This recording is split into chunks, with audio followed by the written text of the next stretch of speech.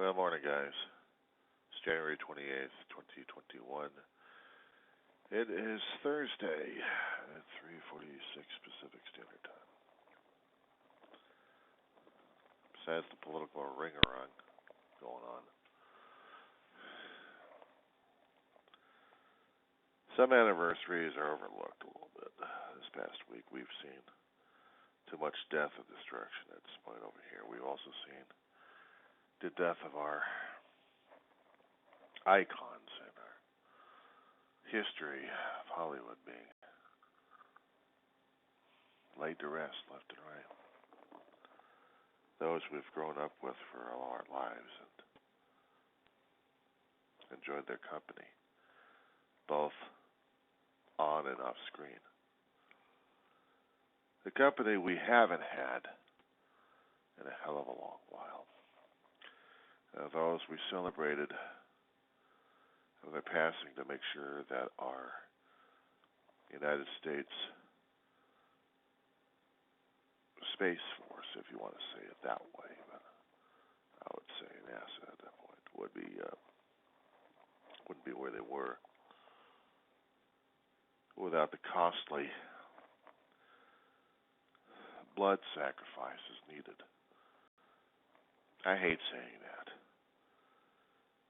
In human exploration, it's always a cost, one way or another. Cost of lives. I know they say cost of material and cost of money at this point over here, but the ultimate thing is the cost in lives, human lives, family members, friends, loved ones, torn apart forever in the name of human exploration.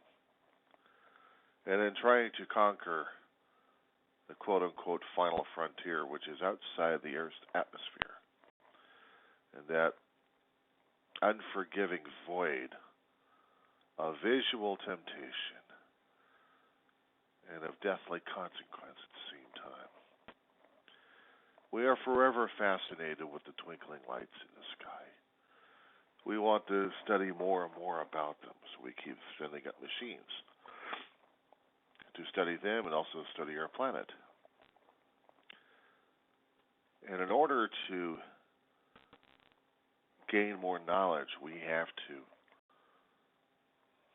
basically put ourselves on the altar to appease whatever gods there are out there necessary, so we don't become the next Icarus.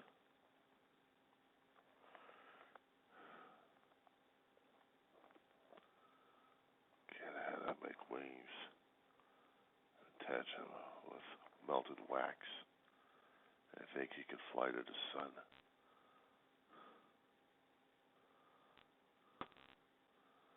All he ended up doing is crashing and burning, literally.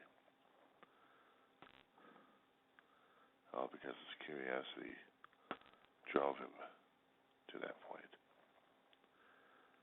Prometheus did not look too happy upon that one. And what's more about that one is looking at ourselves. No, I'm sorry, not Prometheus. Daedalus. I have to study up more on the Greek mythology. Daedalus was a Greek inventor, as mythology went. That his son was too curious, apparently, for his own good. And he really wanted to see what the gods lived in. What was the sun? He also dreamed of flying. The story was he made a pair of wings for himself, held fast by wax. The only adhesive they know, except for nails being pounded and things left and right. But he didn't know any better. He only knew what wax would do. The problem is he flew too high, closer to the sun, and closer to the heat. It melted the wax, destroyed the feathers, and he plummeted to his death. It is this anniversary week, we had to celebrate the Apollo 1 fire. The oxygen plugs out test for the Apollo space program astronaut Gus Grissom, Robert Chaffee, Edward White. Chaffee, a newcomer to the astronaut program, third generation. Second generation was Ed White, first American into space, walking out of the Gemini capsule and taking a spacewalk a little bit, even though he had a mechanized machine. Actually, just came outside, take a look around space in his Gemini capsule. Gus Grissom, second astronaut up, flying the unsinkable Molly Brown. And the thing with the unsinkable Molly Brown is it sunk. And what was going on with his ship, Gus Grissom flew in a Mercury capsule that actually had exploding bolts. Would force the hatch out, and then the astronauts could escape. During that time, there was a lot of testing going on, experimental craft, military and civilian, different places. And they had a design flaw, apparently, that the explosive bolts would fly off on their own.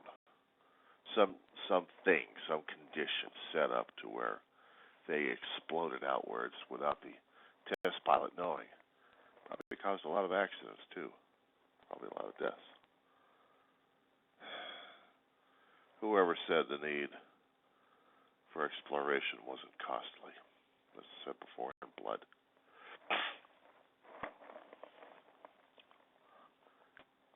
And the ironies situation about this one here. The Board of Inquiry finally decided, after putting Gus through the ringer, he didn't fly again until he got the Apollo program. He didn't fly in the Gemini program. Sorry about that one. The only time he ever flew was Mercury. If they hadn't changed things with the explosive bolts, they would have saved the astronauts. The Apollo 1's design at that point was the hatch would open inwards to allow the astronauts to egress and ingress, egress and ingress, so come in and out. And regarding that, the dangerous test that NASA had put their astronauts through without even realizing it fully was they condemned the first 3 astronauts in the Apollo program to death because shoddy, fast, sloppy workmanship had caused a death. Heads are rolling. More boards of inquiry, trying to find out exactly what went wrong. All this information is available on the internet. It's out there. There's no conspiracies on it. It's just fact what was going on. So another company, actually a redesign of the whole door and the whole capsule situation. Still kept the capsule design, but the door had to have explosive bolts this time. They went with that. So the hatch would open outwards. In the plugs out test, they're testing the environment of pure oxygen. How much pressure can that capsule afford to hold without leaking? And that's what they did. Every test that they had. Probably did it on the Mercury and it did it on the Gemini just to make sure that there was no leaks. And they didn't think that this would be dangerous. They weren't aware at the time when they had the Apollo program going that there would be shoddy workmanship originally. Also in public record. Originally starting out because everyone was in a rush to achieve the late John F. Kennedy's dream of landing a man on the moon before the end of the 1960s decade. Way to beat the Russians. A nice political game, so the race was on. And there was chafing of the wires. There was constant exposure of stripping away the wires down to the filaments. For the constant door being open and closed, it was rubbing against the wiring. So when the plug shot test came in, it was proven in the board inquiry that the cabin full of oxygen was an explosive situation ready to go. There was a spark, there was fire, the smoke basically killed the astronauts, and then the heat got to the bodies. By the time they opened it up, it was too late for them. They were screaming for help on the radio.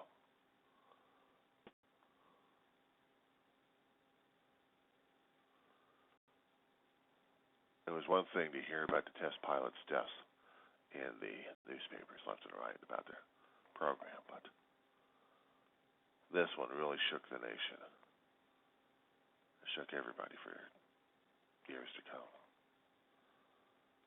And we didn't think we'd be able to see that kind of level of tragedy until 1986, January 28th, when the Challenger exploded.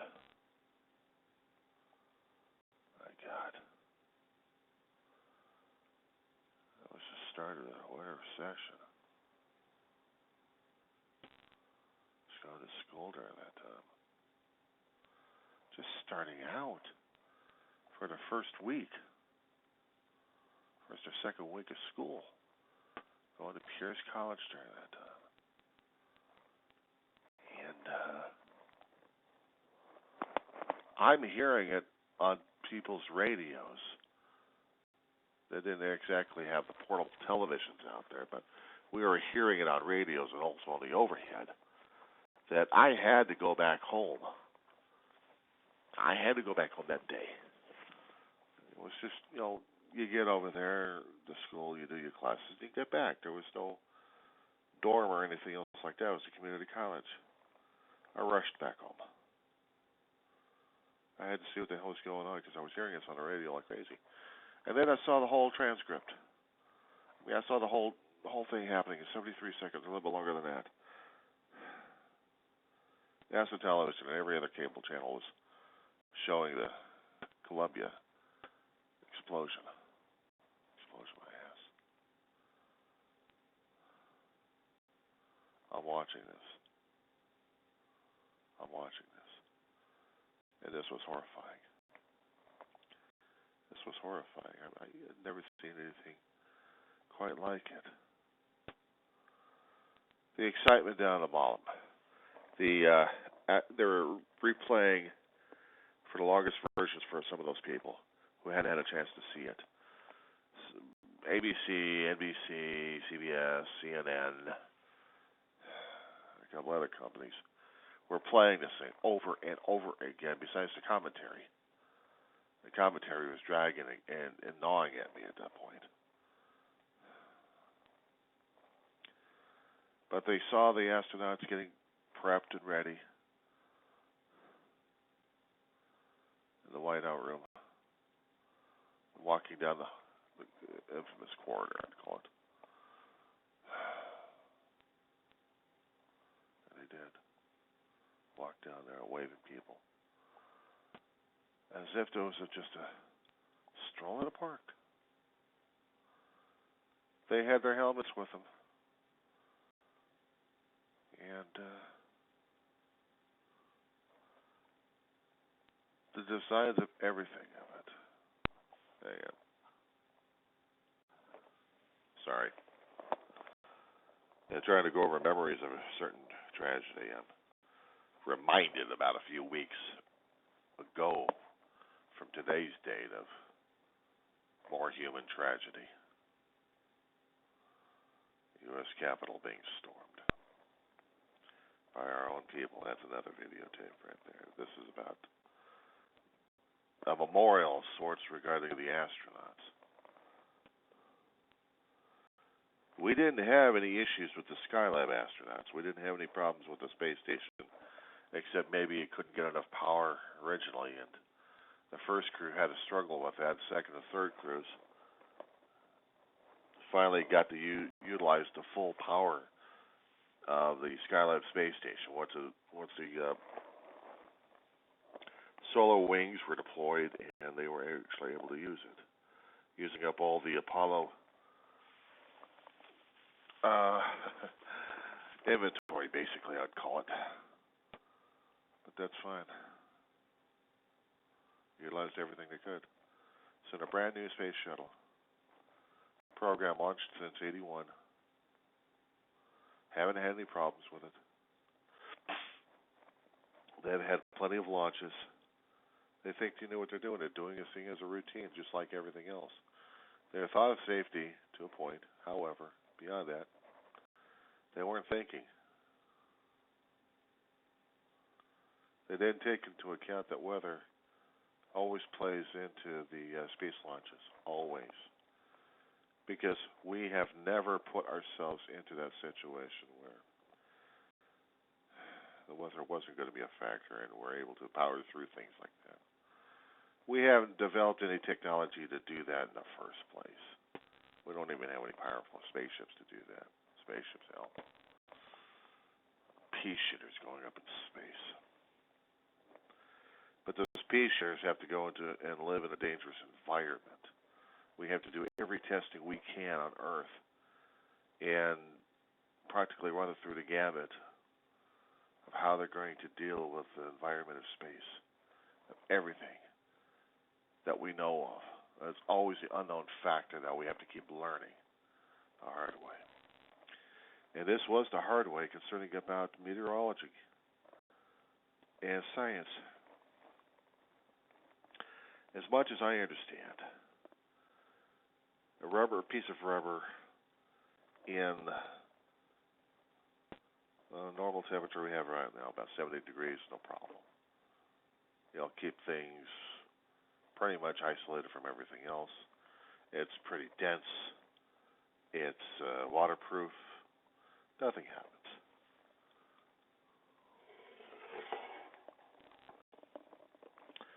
I was trying to think of whatever I have for rubber, but somewhere in here there's a little bit of rubber.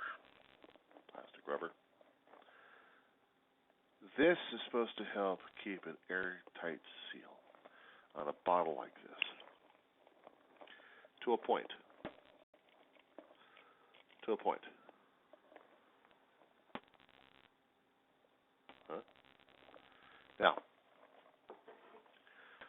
expose that to extreme temperature. We're talking well below 30 and below. 32 being the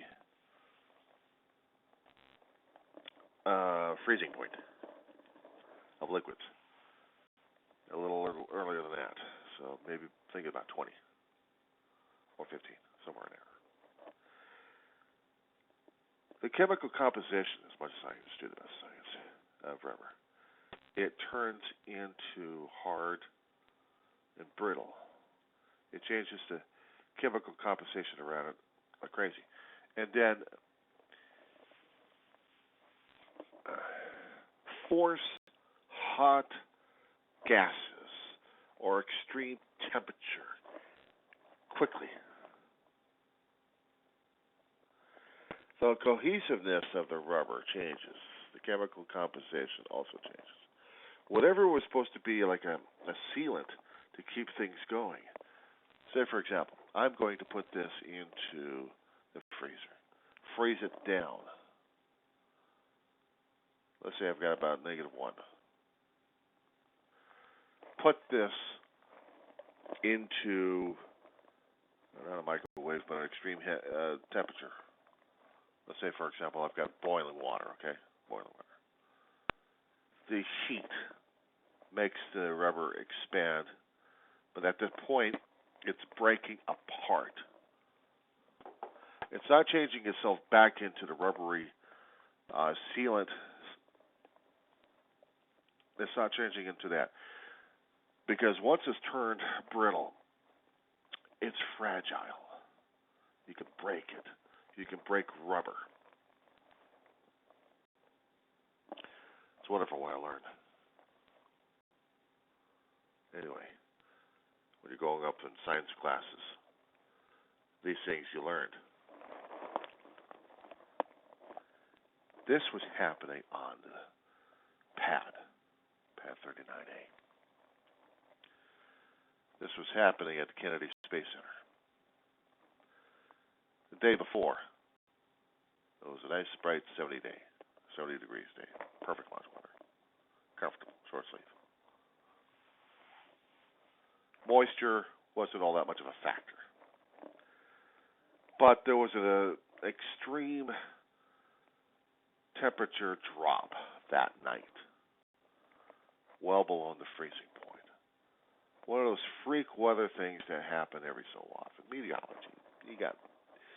It's a 50-50 flip of the coin crapshoot sometimes. It turned the O-rings in the solid rocket boosters. The two solid rocket boosters right next to the external tank, and then on top of that you got the space shuttle itself. When the shuttle goes up, it's using part of the fuel from the external tank to fire up the main engines. But if also you have the solid rocket boosters to get up to a certain level, afterwards they detach. The shuttle is still using the external tank to continue its journey into space. Once there, it detaches, and the shuttle is in space.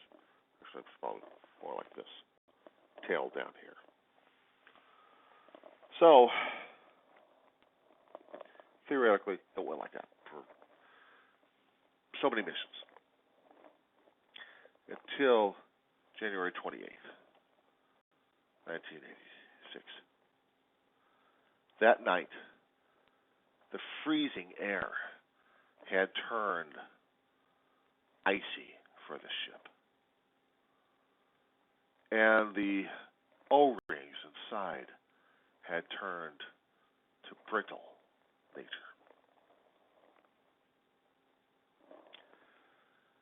Nobody at the pad, at the Cape, the engineers who built the thing, nobody figured this one out. They should have, but they didn't. There's a professor out there who thought of the situation, but only after the shuttle blew up and after they did some investigations on this. Again, those reports are still out there on the internet. So while we were watching the space shuttle getting loaded up with the astronauts, and everyone's like, yay, we're going into space, yay. And the astronauts are kind of professional and saying, yeah, well, we'll be back in about 10 days. We're going up in space. The first teacher in space, Christy McAuliffe. First teacher in space. Big national situation. She is going to go on the camera and teach a science class. And she's going to teach science to a lot of people. Publicity, eating it up left and right. The press is having a field day on this situation. It had been going on for months. Ever since he announced the program, and they've been doing the candidates. Christy McAuliffe was the last person, and the person they selected for the program. Qualified like crazy. She's a civilian. She had never flown in an aircraft before. Well, she probably had, but I don't know the history on that one. But she'd never been in the military. She was a civilian educator.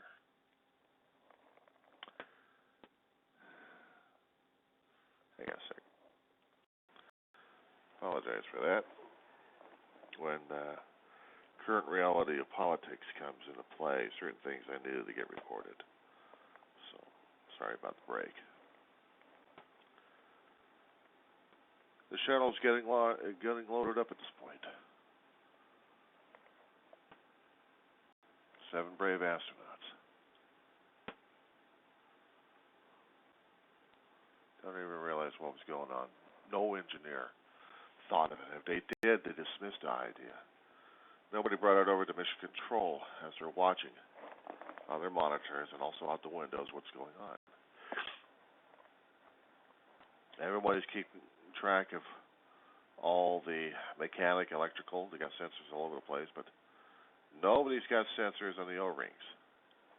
Nobody. Nobody even thought of it. They knew about the brief freeze-out, but if anybody thought about the science involved and what happens with the O-rings, there wasn't any public outcry. Nothing was said. There was nothing to be done.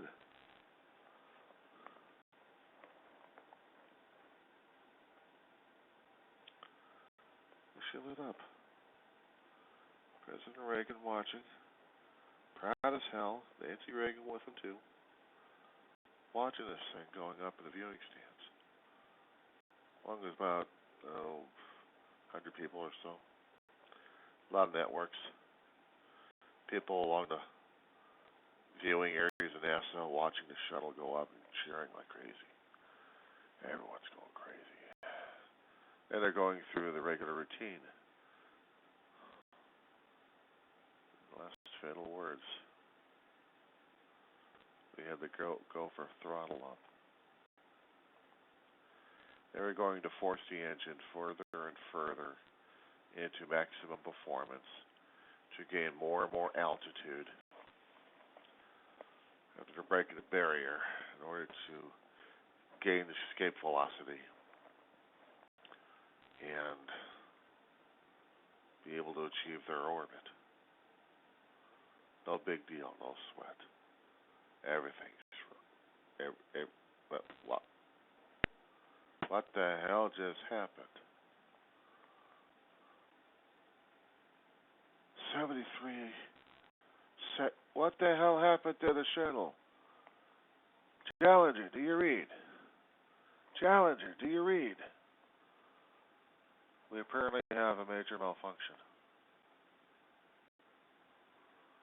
The thing I heard on the tapes was the NASA voice to the public.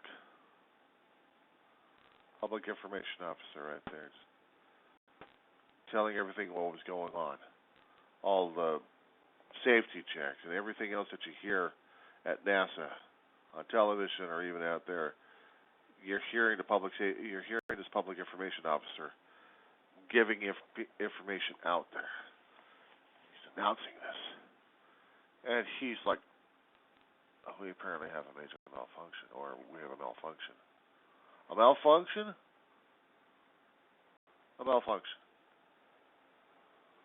It's like the whole thing. Boom!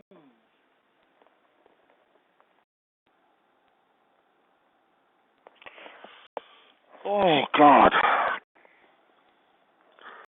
Oh, God.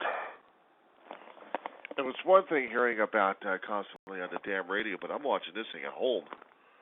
I had to rush all the way home on the bus, and I'm watching all this damn stuff. Well, that's home. Just be home a little later, around 5 or 6 o'clock in the traffic. My brother, I think he's home from another job thing. I'm home. I'm turning on the television. And I'm like, what the?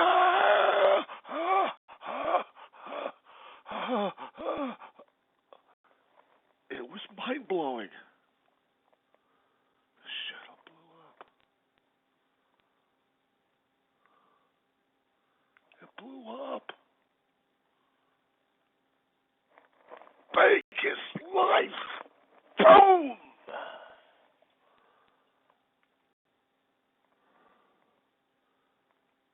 For a few brief moments, people are watching this in pure shock.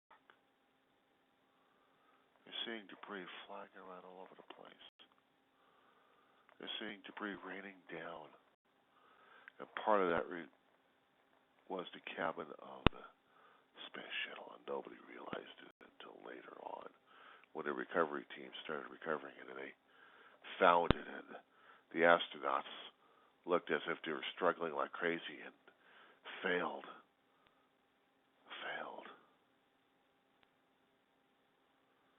They failed our Earth to their death.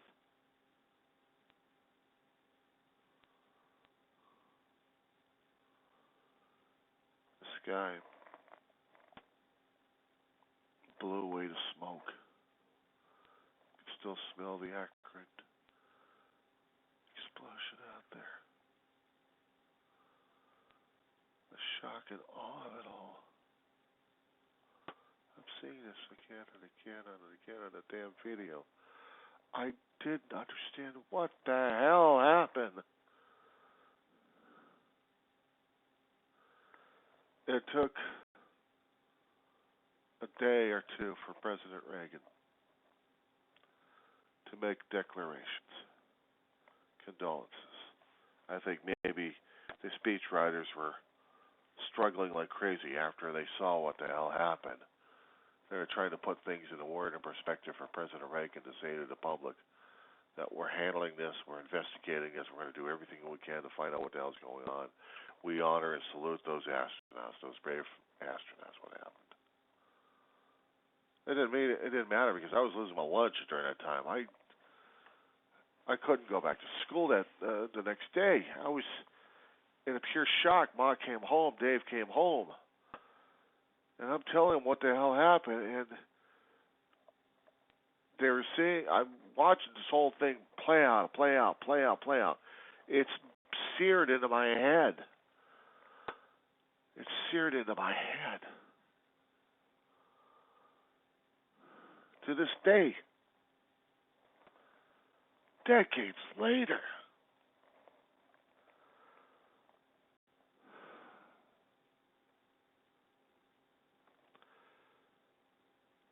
Back in the 90s, that we also took for granted concerning about the tidal system. Columbia would also share its doomed fate because the space shuttle program was flawed to begin with. Designs were trying to be perfect, but the execution sometimes, human efforts, lack of attention to detail, decisions, killed another crew. Weeks after we had, or actually probably days after we had seen hell break loose at NASA at that time, we were starting to see some of the videos that they were going through. They were chewing through every video they had, everything that the media had. If there was any civilian media out there, any film, they were chewing up that one too. They were analyzing everything they could.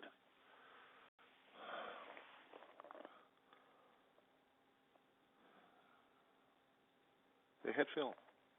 We didn't have the digital media. We had film.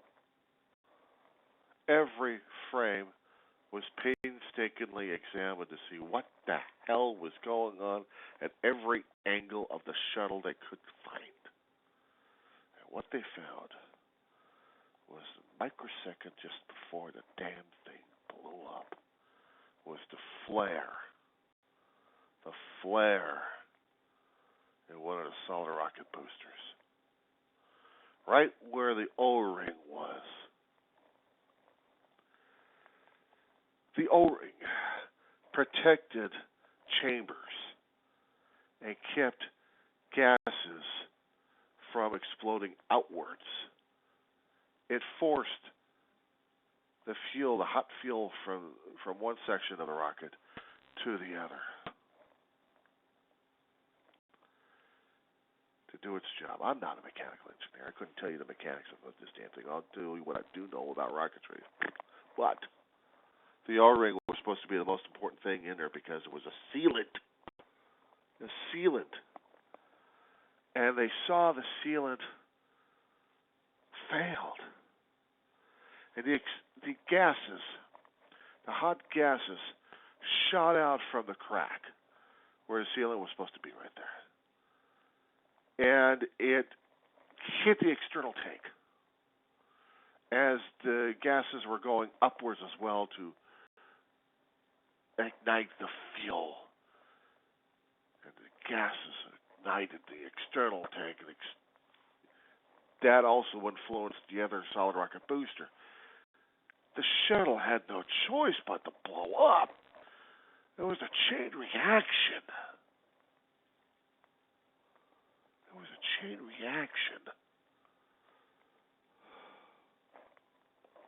All throughout the engine system, the gases were affecting everything in a shuttle. And one less than a second, they were dead. And there was no way to prevent it. No escape. Just dead. And it blew up. It blew up. Part of the cabin of the space shuttle exploded outward.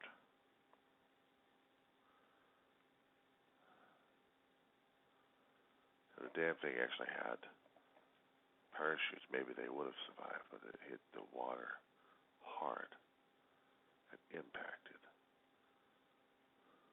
They had no choice. They had no chance to survive it. It took them months to figure out what the hell happened, and one particular scientist,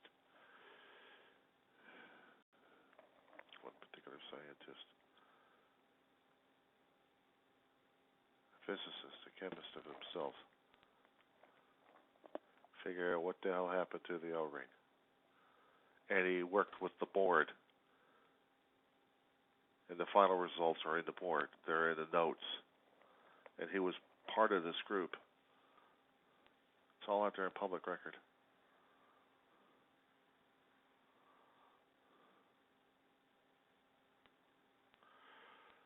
For about several years after that, within that past several years, it was still almost at the #1 news hour. Years later, it started losing its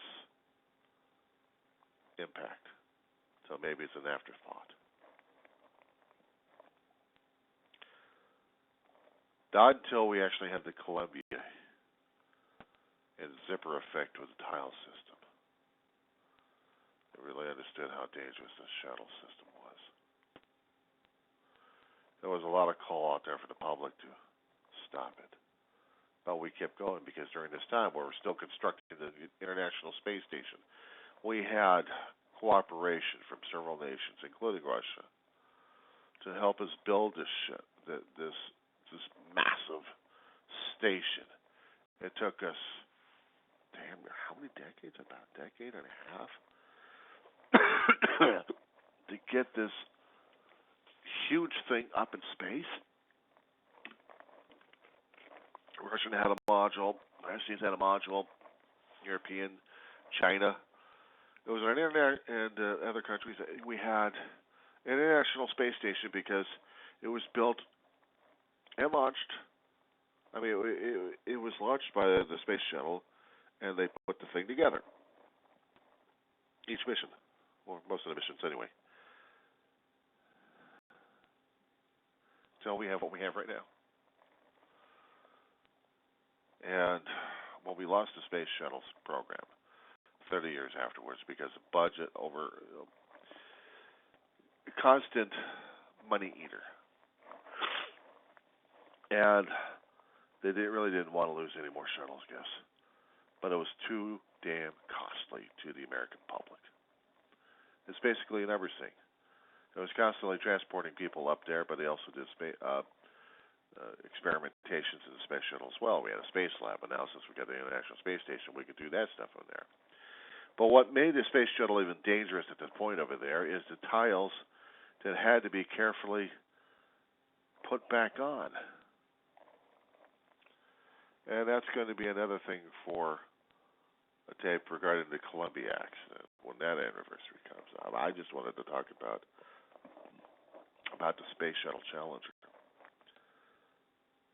Because of the sacrifices that our astronauts have made regarding the two shuttle accidents, not to mention the Apollo 1, and not to mention the test pilots. Even the Russians had their own problem, too. What was it, Soyuz or Salyut? The space station they actually had up there before Mir. And they had a space capsule up there. And they lost a crew as well upon re-entry. They didn't survive re-entry. So even the Russians had it.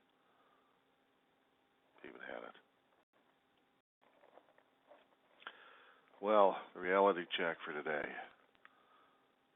We can remember the past national challenges concerning about space exploration. And keep this in mind. Despite the successes of a few civilian companies have actually crossed the threshold into space, they have yet to shed any blood for the program, for human exploration. It's not if, it's when. They're working hard to prevent that from happening, and I hope so.